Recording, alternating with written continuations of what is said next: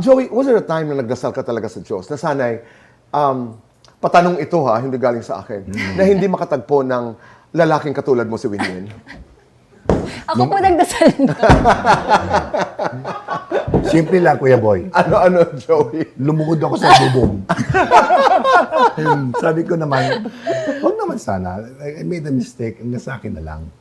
Okay, at sabi ko naman sa kanila, I gave them all the freedom. Basta ang deal ko lang sa kanila, when you're the right age, stable, you decide. Ako nandun lang pag may problema. Tama. So, pag kailangan nyo ako, andun ako.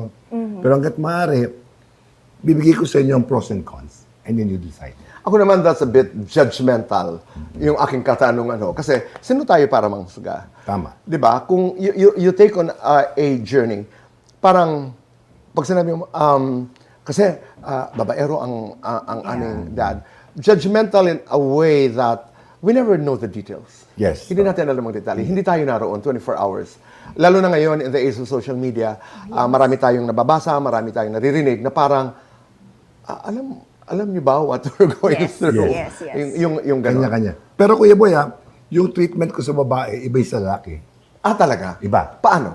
Sa lalaki talagang kakausapin ko sila masinsinan. Sabi ko, siguro hindi nyo dapat pakinggan na being faithful to a wife. Pero I have the moral responsibility na sabihin sa inyo, pag pinabayaan yung mga anak nyo, ako kaaway niya. Okay. Oo.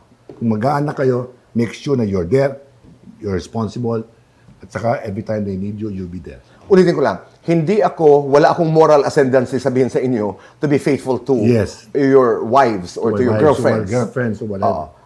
Yun pa lang, pagtanggap na yun eh. Pagtanggap ko na yun eh. Mali ko. Ito ang buhay ko. Maraming beses ako Hindi ko naman nagkamali. kinakailangan. What for? Di ba? Right. Pero bilang magulang, ito yun. Doon tayo mag-usap.